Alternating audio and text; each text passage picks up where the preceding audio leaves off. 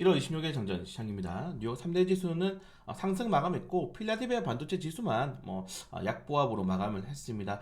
이는 미국의 4분기 경제 성장률이 굉장히 좋다. 지금 금리 인하 기대감은 이미 물 건너갔어요. 그래서 우리 경제 좋구나, 연착륙 하겠구나라는 기대감들로 인한 탄력이 좀 나왔다 보시면 될 것 같고, 다만 우리가 문제가 되고 있는 게 지금 테슬라죠. 테슬라가 어제 마이너스 12% 넘는 하락이 나왔습니다. 네, 2차전 종목들의 추가적인 하락이 나올 수 있을 것 같고, 사실 IBM이라든가 다른 기업들의 실적으로 이걸 좀 커버할 수 있지 않을까라고 했지만은 커버하지 못할 정도의 하락폭을 기록했다는 점들. 자, 그리고 우리나라가 문제가 되는 게, 자, 미국은 뭐 경제성장률이 좋긴 하지만은 우리나라가 문제가 되는 게, 자, 작년에 1.4% 경제성장률이 나왔습니다. 제가 여기서 자주 보여드리는 이 연도별 경제성장률을 보시면 알겠지만은 1.4% 경제성장률은 기록한 적이 없어요. 언제 기록했다? IMF와 코로나 때. 코로나 때는 바로 4%까지 튀어 올랐죠. 그러니까 지금 IMF 코로나보다 경기가 더 안 좋다는 겁니다. 그 정도로 경기가 안 좋다는 거예요, 지금 여러분. 큰일 났습니다, 지금. 전망치를 큰일 났습니다. 아무튼 그래서 전망치가 보통 시장에서 한 2% 정도를 잡고 있는데, 정말 보수적이게 2%를 만약에 하향하게 돼버리면은 이게 버틸 수 있을까요? 우리나라 증시가. 네. 왜냐면 우리나라 같은 경우는 제조업 국가. 선진국인데 제조업 국가 굉장히 특이하죠. 선진국인데 제조업 국가고 원자재가 하나도 나지 않습니다. 근데 인구가 5천만 명도 안 돼. 이런 특이한 나라이기 때문에 이게 정말 주위 환경이 많이 흔들리는, 우리나라 증시가 지금 많이 흔들리는 이유가 좀 우리나라가 특이한 환경이기 때문에 그렇습니다. 그래서 이런 것들이 시장에 충분히 영향을 줄 수 있다는 점들 좀 체크하시면 될 것 같고, 결국에는 실적이 중요한 것 같아요. 네, 실적이 제가 이틀 전에 장전시장에서 우리나라 기업들, 상장 기업들의 EPS가 내년에, 그러니까 올해죠. 올해는 아마 전년해보다 굉장히 크게 탄력을 보일 것이다. 워낙에 2021년, 2년도, 3년도가 부진했기 때문에 이제 단기적인 턴어라운드가 도입될 것이다라고 기대를 하고 있는 건데, 그렇게 좀 기업들의 실적이 받쳐주지 않는다면 성장률이 계속적으로 하향이 될 수밖에 없다는 점들을 좀 체크하시면 될 것 같습니다. 그리고 이 성장률이라는 거는 제가 어제 마감 시간에도 말씀드렸는데 결과입니다. 결과. 지금 우리나라 저출산이 갑자기 생긴 게 아니잖아요. 정책이 계속 헛발짓하고 이게 1년, 2년, 3년, 4년, 5년, 6년, 10년 쌓이다 보니까 이게 결과가 나온 겁니다. 성장률도 마찬가지예요. 빨리 그래서 체질을 개선을 좀 해야 될 필요가 있다. 네, 그렇게 좀 보시면 될 것 같고, 제조업에서 이제는 IT, 4차 산업 쪽으로 넘어가야죠. 금융업이라던가 IT 산업으로 넘어가야 되는데, 우리나라는 규제가 너무 많아서 또 규제를 좀 완화시킬 필요가 있지 않나 생각이 됩니다. 이런 것들이 좀 합쳐지게 되면서 우리나라 주식을 누가 사? 네, 미국 주식 사지. 경기가 이렇게 좋은데. 그래서 미국 주식을 폭풍 매수하는 개인 투자들 굉장히 똑똑하신 분들입니다. 저도 곧 따라가도록 하겠습니다. 아무튼 이런 문제점이 있다는 점들. 자, 그리고 지금 인텔이 실적 발표했는데 시간에도 마이너스 10%입니다.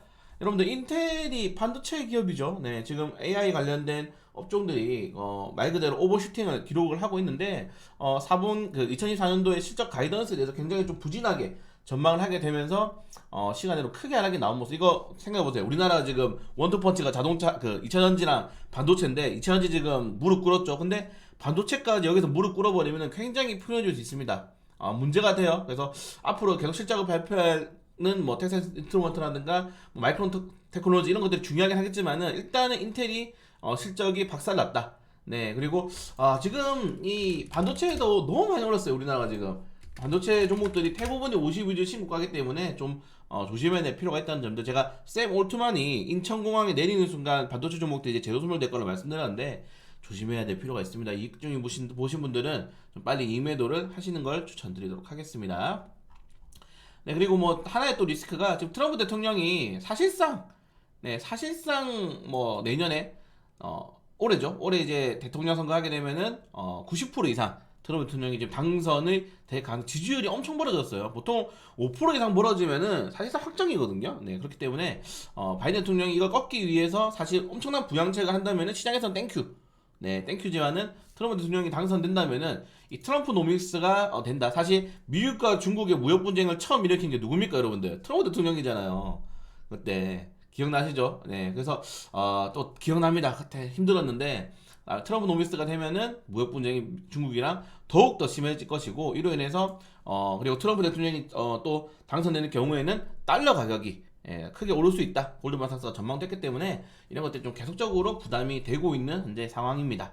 그래서 지금 골드만삭스가 달러가 추가 상승할 것이다. 왜?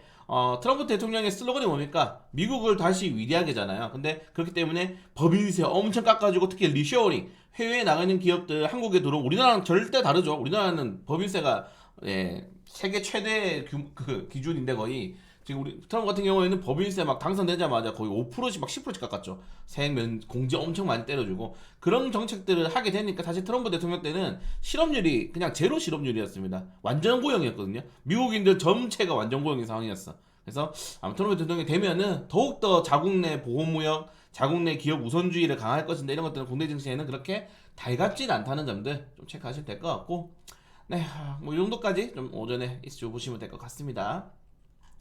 참 중국이 3거래 동안 5%가 홍콩 그리고 홍콩이 한 8% 올랐죠. 이게 못 따라가요 지금 우리나라가. 일본도 못 따라가고 중국도 못 따라가고 어떻게 될 것인지 좀 걱정이 되고 있습니다. 네.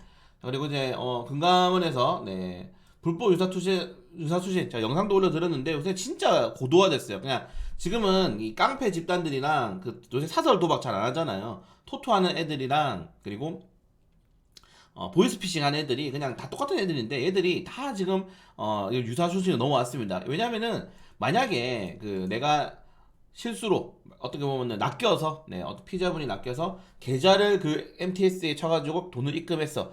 그러면은 그 몇 천만 원, 몇 억 다 털리는 겁니다. 한 푼도 못 건져요. 잡을 수도 없어. 피해자는 피해 사실 입증하기도 굉장히 힘듭니다. 우리나라 법은 진짜 웃긴 게 피해자들이 피해 사실 입증해야 되죠. 네, 그래서 피해자들이 굉장히 많이 발생하고 있다. 제가 영상도 올려드렸으니까 한번 보시면 좋을 것 같고 금감원에서 적극적으로 좀 조사 나가고 있다는 것들 그리고 이것도 좀 문제가 되는데 제가 프로젝트 파이낸싱이 이제 금융권으로 악재가 올해 터진다. 상반기에 갚아야 될 금액이 8조 원인데 이게 개인 투자자한테 전가 안 하고 분명히 고제를 제대로 안 했기 때문에 네, 이거 분명히 금감원에서 은행, 금융사도 조질 거다 했는데 벌써 지금 문제가 나오고 있습니다. 이래 되면은 계속 말씀드렸듯이 프로젝트 파이낸싱과 이 홍콩 ELX랑 똑같은 거예요. 네. 그냥 이게 같은 연쇄되는 파동이기 때문에 좀 문제가 될 수 있다는 점들 좀 체크하시면 될 것 같습니다. 부담스럽네요, 지금 시장이. 그래서 오늘 뭐 이 정도 내용들이 있고 오늘 뭐 그래서 관련 테마주 뭐 잡아드릴려 했는데 사실은 뭐 웹툰 관련 테마주도 이번 주에 제가 영상 올려드렸고 희귀금속 관련 테마주도 영상 올려드려서 추가로 올려드릴 게 없습니다. 똑같은 테마 계속 가요. 반도체 잠깐 갔다가 HBM 갔다가 CXL 갔다가 뭐 최근에 뭐 요런 애니 관련 테마주도 갔다 웹툰 관련 테마 갔다가 계속 테마가 돌아가기 때문에 이번 주는 그렇게 뭐 주도할 테마가 없었다. 시장이 워낙 안 좋죠. 그래서 개별적인 이슈 종목들 좀 체크를 하시는 게 조금 더 좋지 않나 라고 생각이 됩니다. 그래서 이 정도까지 보시면 될 것 같고 자, 오늘 현대임시가 신규 상장을 하고 정말 중요한 게 이승용 삼성전자 회장의 재판 선고일입니다. 이거 진짜 중요해요. 만약에 정말 여기서 재구속이 된다면은 그냥 우리나라는 끝났다. 여기 좀 보시면 될 것 같고 여기서 그냥 벌금형만 받고 네, 앞으로 좀 집행유예 받는 게 좀 가장 좋은 시나리오가 아닌가 이렇게 좀 생각이 됩니다. 네, 요 정도까지 내용 보시면 될 것 같고 네, 저는 오늘 또 라이브 방송을 통해서 한번 시장 잘 대응해 보도록 하겠습니다.